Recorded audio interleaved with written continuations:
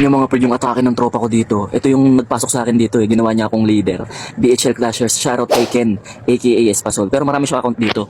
Eh no, grabe oh, hybrid yata to. Hybrid labalons yata tawag dito. So dito mga pred, nilapag niya ang isang giant pang, ano yan, pang vision yan mga pred sa mga trap.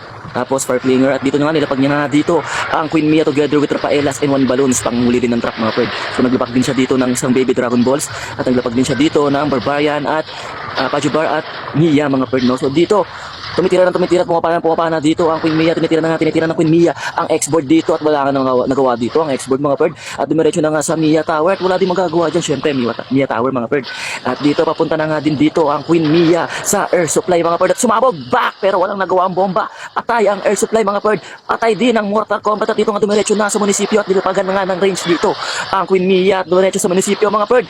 Bang! Basag mga perd at dito nilapag niya na nga dito sa 3 o'clock ang RC Munoz mga perd. Grabe yung range ng ano, grabe yung range ng target ng RC Munoz mga perd.